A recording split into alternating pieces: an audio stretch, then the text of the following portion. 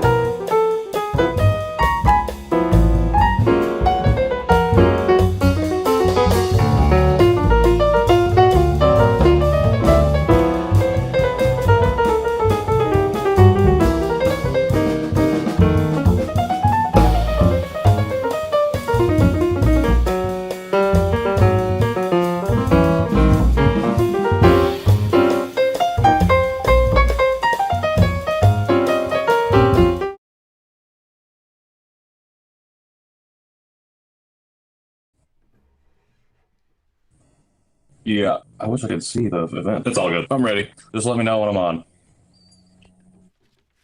Perfect.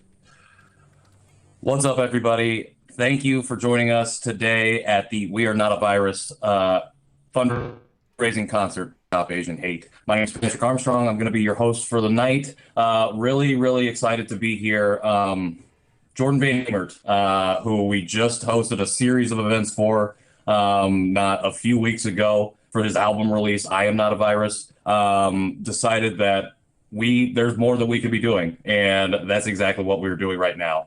Especially after we look the events of the past few weeks. It's really exhausting. Not only being a musician, Jordan's holding this concert as a means to raise awareness and call for change through music.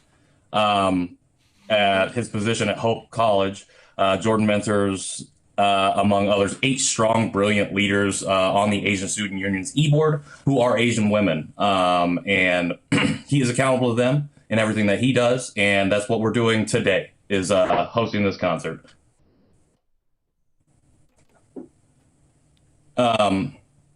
So I am really excited to be able to present this to you guys tonight. We're going to have a little bit of a conversation. Jordan has his full band here, and we're going to be playing some song, or we're going to be hearing some songs. I guess I should say I'm not going to be playing any music, but we're going to be hearing from them some selections. Really excited to have that happen. And just to give you one little other piece, Jordan's been raising money for this concert already, and as of launch of the show, he's raised over $4,000 from an initial goal of $2,000. So absolutely doing amazing work out here. Thank you so much to the community who has chipped in. All proceeds are going to be donated to the National Asian Pacific American Women's Forum, or NAPAWF. This is an organization that's focused on building power with API women and girls to influence critical decisions that affect our lives, our families, and our communities. So that is still open. You can go to Jordan's Facebook page and donate still. Highly encourage you guys to do that. Jordan's been doing amazing work bringing in contributions from the community. The community is showing up, and we're really excited to be able to present some music with a message and a purpose tonight. So without further ado, let me go ahead and introduce Jordan VanHemert. Hey, thank you, Patrick, for that intro. Really excited to be here tonight. Before we get underway, I'd like to do some thank yous. First of all and foremost, Corey DeRusha and Jim Alfredson here at Troubadour Studios. Thank you so much for hosting us tonight. Your allyship means absolutely the world, and I just could not be more grateful for the atmosphere here. I'd also like to thank Van Doren USA and Con Selmer for their support with publicity. And, of course, I'd like to thank Parma Recordings for hosting this event on the Parma Live stage, as well as chipping in a very generous donation for the cause. Bob Lord runs an amazing organization, and he is definitely somebody who really lives into the things that he talks about. So without further ado, we're gonna play a tune for you and keep having a wonderful evening of music. And like I said, or like Patrick said, actually, all of those donations will be going to NAPAWF, and we're so thrilled with that. So thanks, everybody. We're going to get underway here.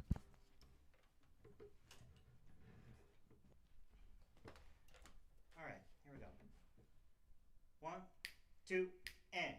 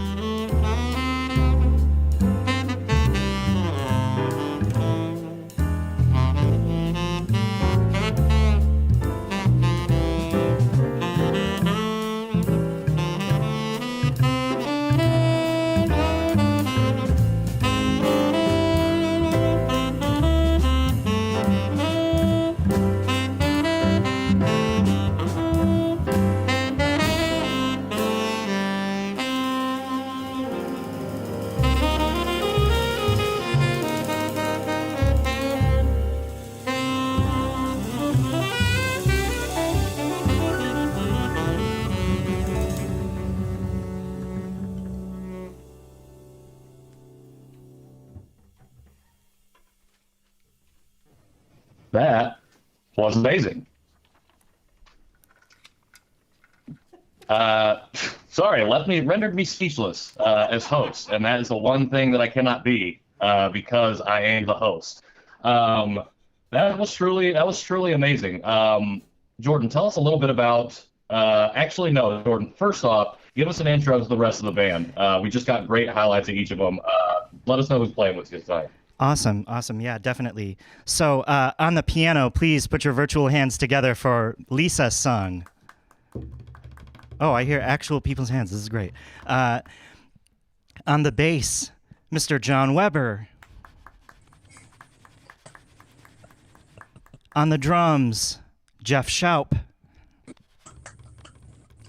And we'll have one more special guest joining us later. But that's the group. Really couldn't be happier to be playing with these fantastic musicians.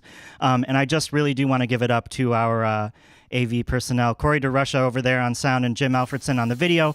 The reason being, my goodness, you guys would not hear us or see us, and I realize that I keep talking to my music stand and not the actual cameras that are in the room. Anyway, my bad. So yeah, that's the musicians. That first tune was "My Romance" by Rodgers and Hart. And I just thought it was a great way to start the program, Patrick. I couldn't agree more.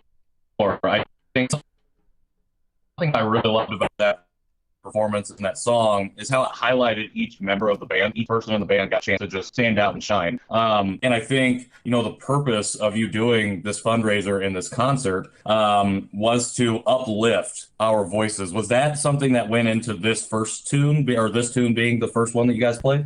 Well, when I am playing with a group of musicians that either I don't have very much rehearsal time with, or I don't or some who I don't know necessarily, I always like everybody to be really comfortable, and so that's just a really great tune to get everybody comfortable with each other and comfortable with kind of what's going on. So, yeah.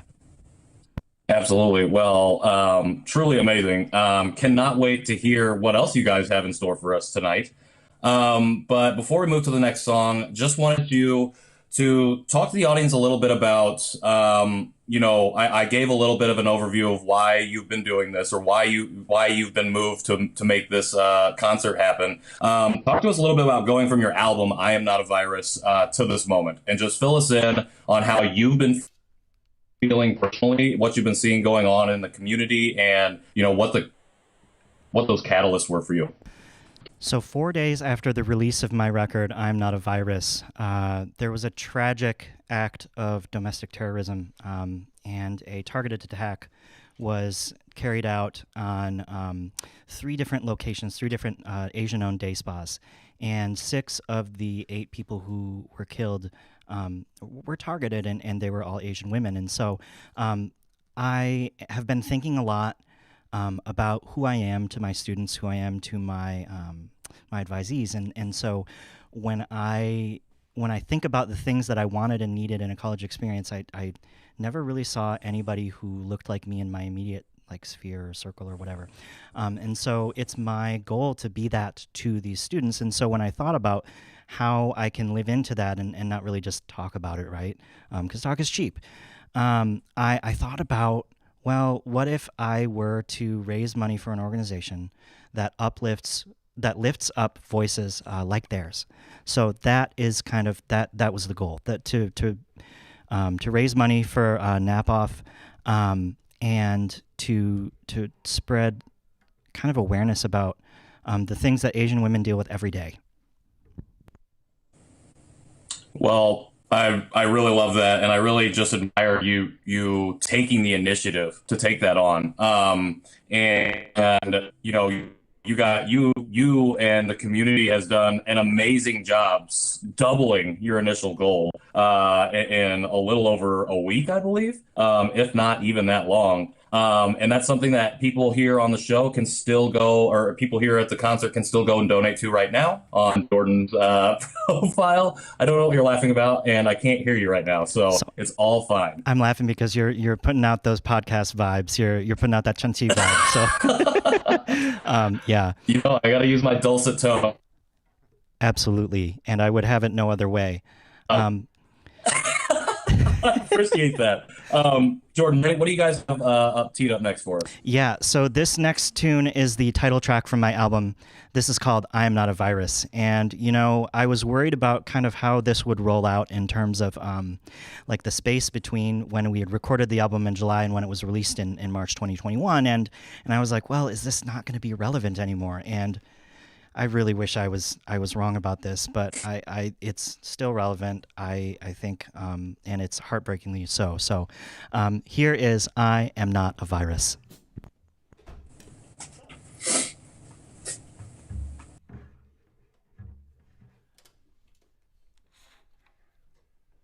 You want to play this one, bro? Right on. Yeah.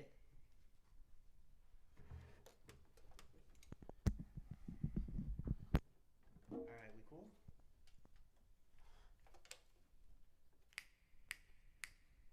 One, two, up.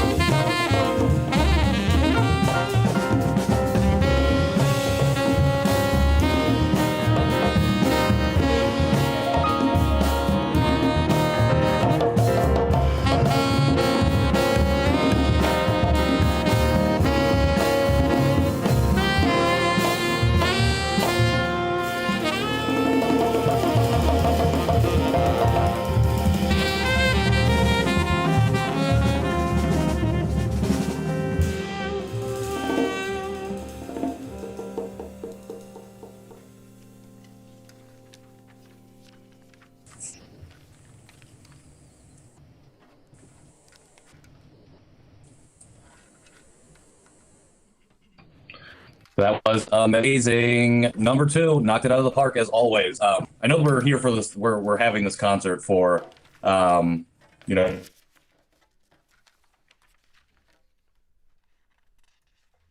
help but feel uplifted. I can't help but feel uplifted when I hear that tune in particular.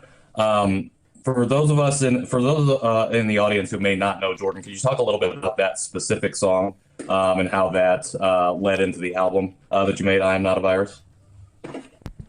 Yeah, definitely. So that specific song, I wrote it in March actually, and this was right after the United States kind of went into lockdown, and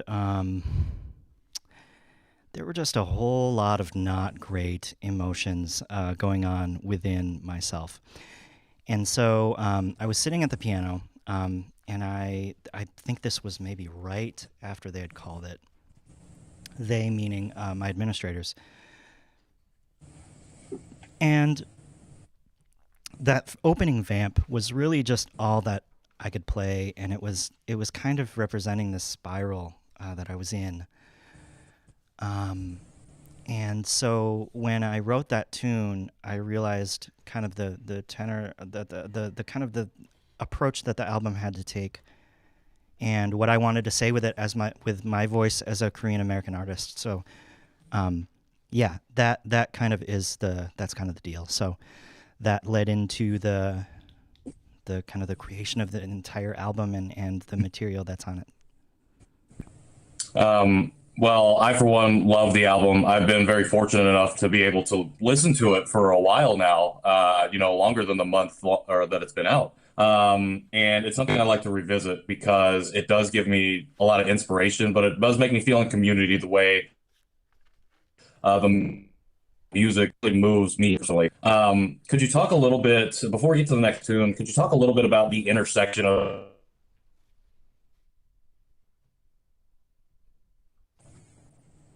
Why are you laughing?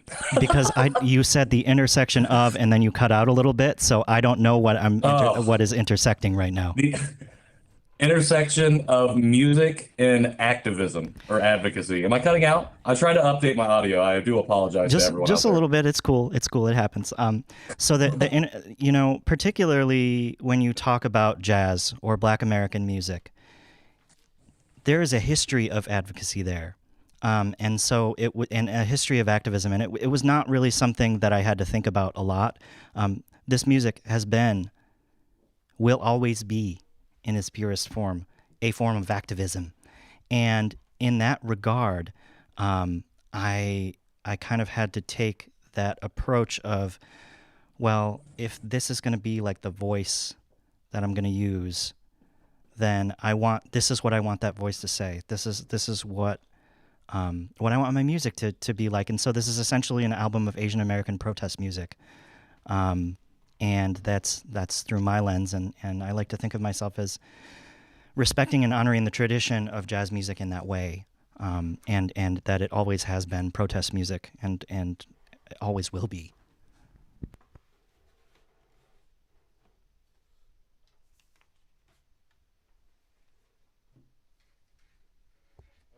We just cut out.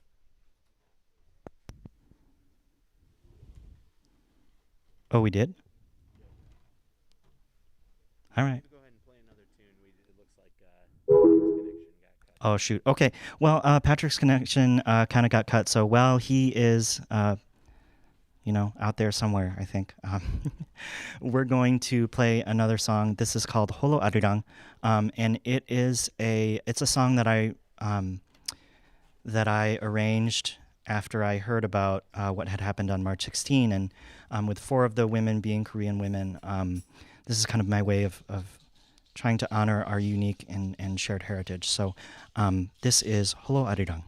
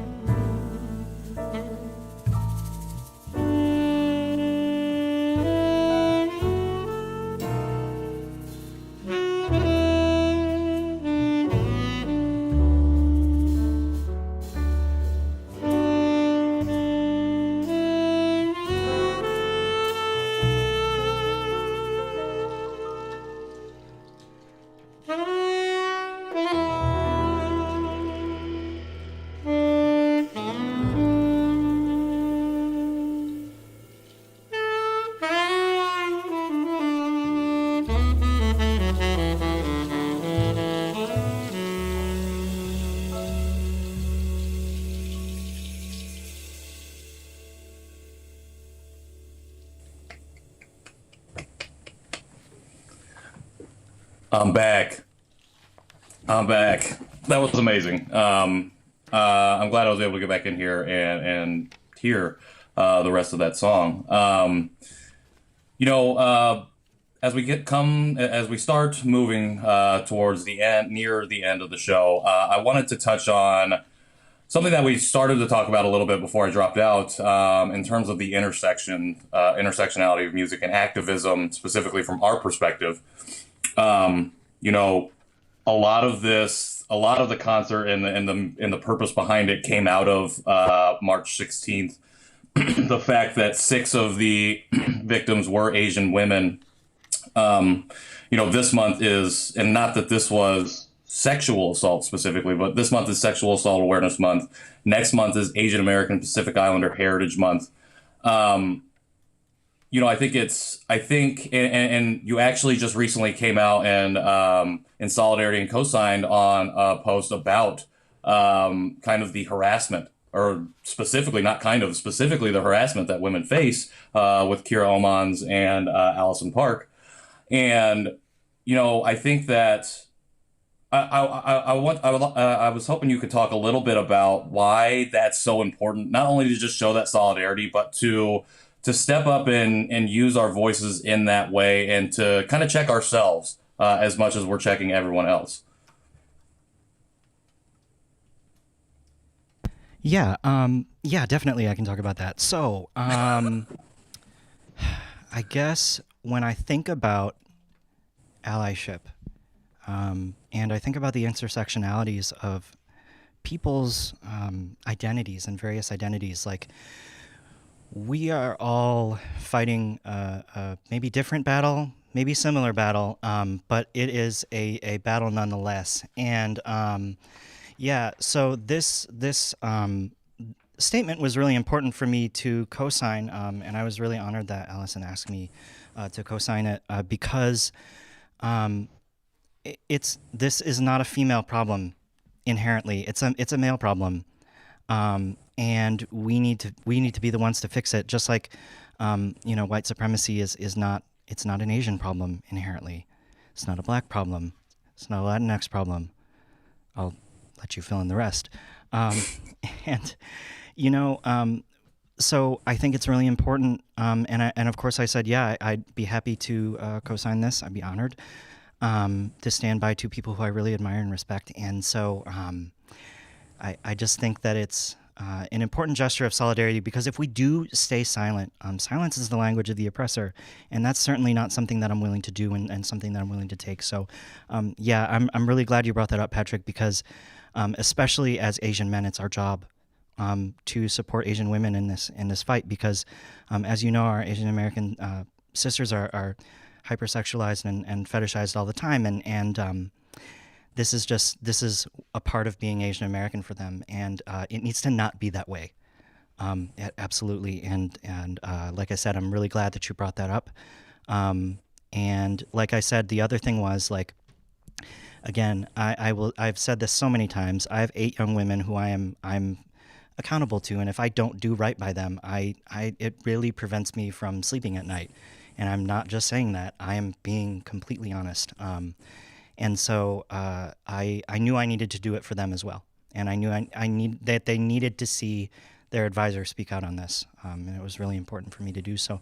Like I said, in whatever small way, and I was really happy that I got to lend my voice in that way, and do a small part. Nick Ha also co-signed that. I want to recognize him too, because he's a really great person who I've been getting to know over the past several months. We've got some more songs. We might, spoiler alert, we might go beyond 8. I'm sorry, but That's fine. Yeah, this next song is called "Morning Comes Again," and morning is spelled with a U in this case. And I wrote this song this week. It was just, this song is about the spiral of the spiral of things happening, and the news cycles have mostly moved on. But for the Asian American community, morning comes again, and this song is kind of reflective of how I feel about about when the rest of the country and the news media moves on. So this is, like I said, a song that I wrote, and I think the band is really doing a beautiful job with it. So this is Morning Comes Again.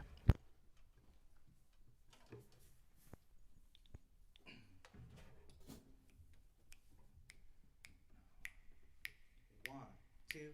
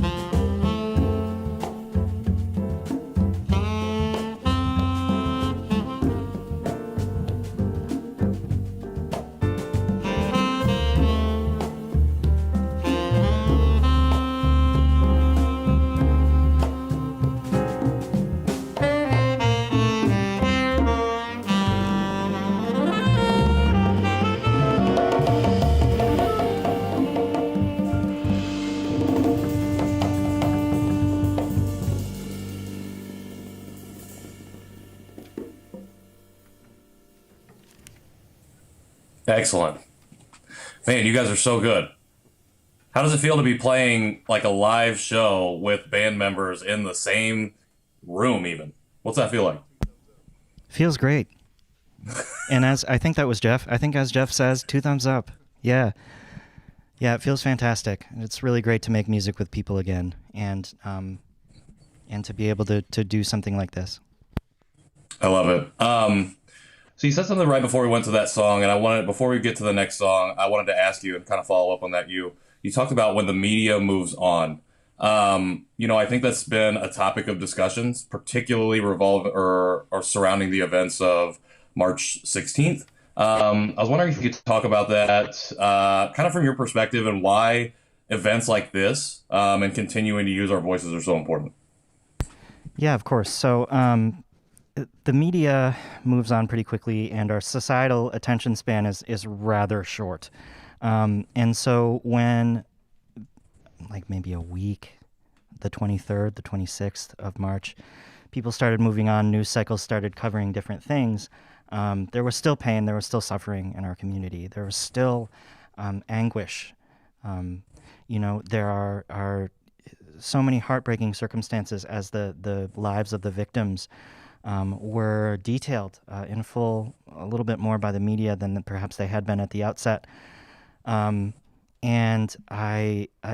just repeatedly, every time I read one, my heart just broke again and again and again.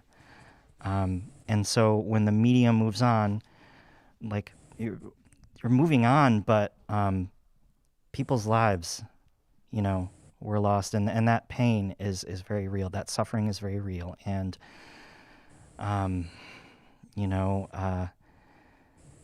those two young guys, without a mom, and all the rest of their families in Korea. Like, for example, just one example. Like, it is heartbreaking, and so for the media to move on from that, of course, there are other things to cover. There are other stories, but the nature of this is that our community is still suffering.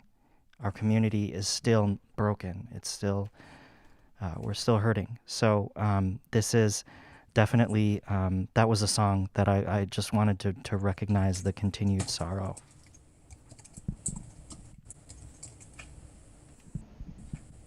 Oh, okay. Sorry, I thought I lost you again, but I'm still here. No, you're cool.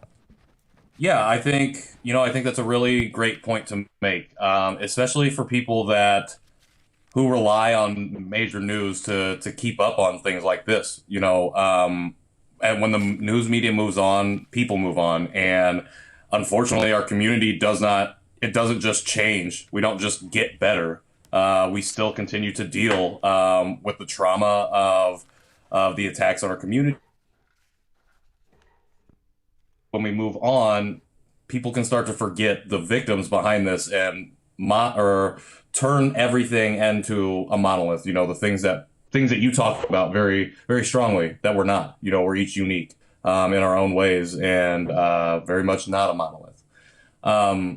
So I really appreciate you for saying that. I really appreciate you for doing all of this and for the whole band to come together and play this beautiful music that has meaning and purpose. So what do you have? What do you guys have next for us? Yeah, we have a couple of different songs coming up. So our kind of penultimate song will be New Year's song. This is a song for the Lunar New Year, or Solal as it's called in Korea. And so this particular song is called, the English translation is roughly like Magpie, Magpie, Lunar New Year. It's about the magpie bird. And Lisa taught me this song, actually. And when she taught it to me, she said, there should be some, like a little bit of chaos in there. And I said, wait, why? She said, well, all the kids sing this song, and it can get kind of loud. I think Lisa has a big family, and this song, whenever I play it, at least, it always makes me think of her family and the lively, just the liveliness of, for example, their dinner table and such. So. This is the Lunar New Year song. Hope you enjoy.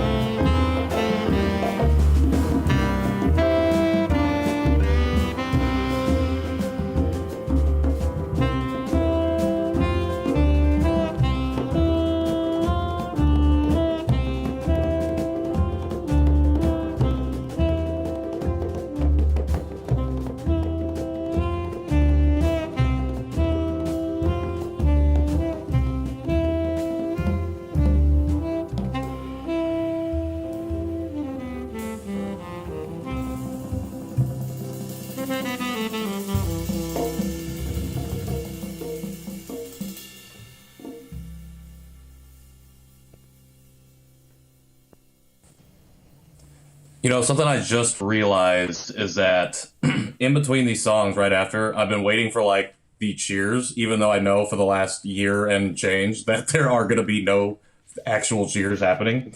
But I did want to say you've been getting a ton of love in the comments. I know you can't see them right now unless you got that pulled up there, but getting a lot of love and just I'm echoing and reciprocating that right to you. You guys are doing amazing. And I really appreciate being a part of this. Jordan, something that I have really enjoyed as I've gotten to know you over the past 5 months has been seeing you go on this journey of getting louder. Not that you weren't loud before, but being much more vocal and strong in what it is that you're talking about. And I think today, I believe you were featured on a news interview, and you said something there that really resonated with me. You said, "We belong here, and we're here to stay," in reference to Asians in America. And that's another part of this whole piece of anti-Asian hate that's currently going on, is that we've been here for a while. We've been here for a long time, since the start of this country, and unfortunately, a lot of this violence and a lot of this hate has been normalized during those hundreds of years that we've been here. And that really resonated with me when you said we belong, because for those that don't know, Jordan and I are adoptees, so there's a whole nother piece of identity at play there. So Jordan, I was wondering if you could share a little bit about why you feel so strongly about that, and how you've moved through up to this point, just even over the last few months. Wow. Yeah, so Asian Americans, we deal with this thing called the perpetual foreigner stereotype. If I could talk. And that has a lot to do with no matter who you are, no matter what you do or what no matter how many awards you've won, people look at you and they see an Asian person, aka they see somebody who does not belong. And when we feel this so viscerally, I think that it's really important to understand that that is a societally imposed construct. And so we kind of have to take that back, take our sense of belonging back. No, actually, we belong here. Okay. End of story. Full stop. So I feel really strongly about that because, something that our mutual friend Jerry Wan says is there's no right way to be Korean. There's no right way to be American. And I really, really believe that. And so that's kind of what inspired me actually to say that at that particular point. I mean, I'm glad it resonated with you.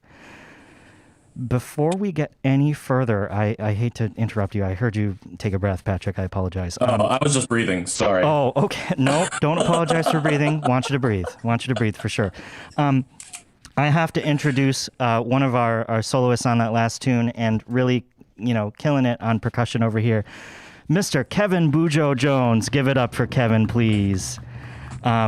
Really, really amazing musician who I've had the honor of just working with pretty closely in the past several months of, being on the board of the West Michigan Jazz Society. And Kevin is from New Jersey, and he has played with some really incredible artists. Whitney Houston, the Isley Brothers, and if I were to list them all, we would be here until midnight. And so I'm not going to do that. But Kevin is an incredible musician. He's an asset to the Grand Rapids music community. We're in Lansing right now, but he's an asset wherever he goes. And I'm really, really honored to be able to work with him. And just here's to next time, Kev. Patrick, did you have something else to say, or would you like me to introduce the last tune? No, I mean, I think I don't have anything else to say. This is your show. This is a show for all of us. Yeah. But if I had to add anything in, this is your time. You guys are absolutely amazing. After that last tune, a ton more claps and high five hand emojis, right if there is one of those, came in. Just to show how much love that the people have for you, that the community has, not just for you, but for everyone in the band. And, what this means. Just in this moment right now, and in the wider moments of the oppression and the violence that we're facing in the Asian American community, it just means a lot. So that's all I wanted to say. It just really means a lot to be here, and just excited to be a part. And thank you for being here, Patrick. You're the man. You're the man. You're the man. So this last tune was inspired by Art Blakey and the Jazz Messengers, who were really pivotal in the hard bop movement. And hard bop is kind of my favorite style of music to play. And it's because I love the Messengers so much. So this tune is called Stages of Han.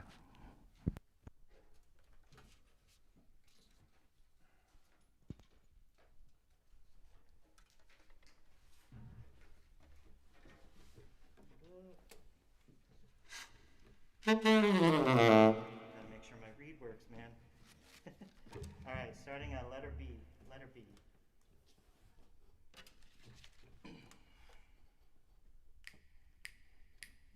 One, two,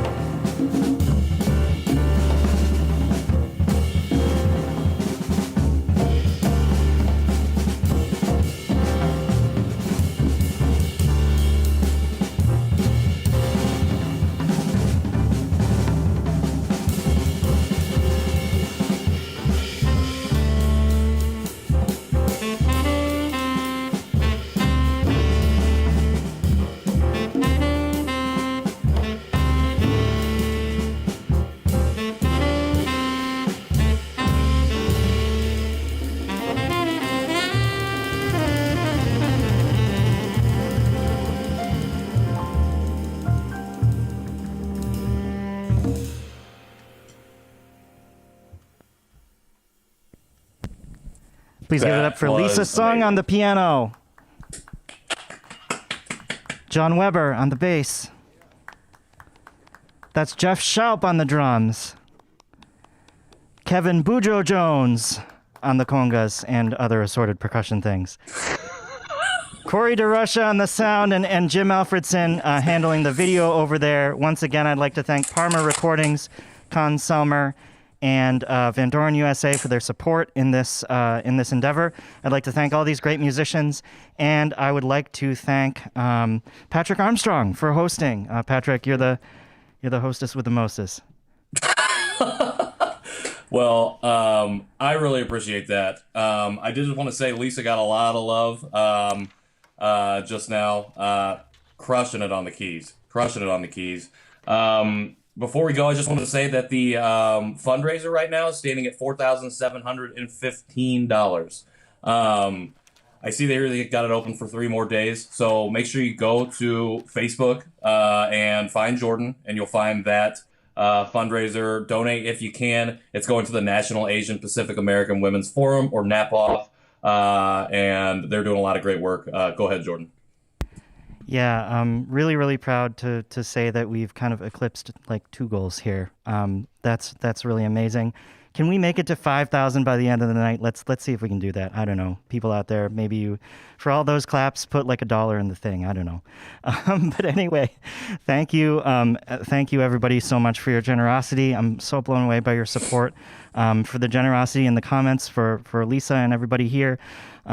We really appreciate you, and just thank you again for allowing us to share this evening with you and to share this music with you. It was wonderful. Thank you, Jordan. Thanks, everybody.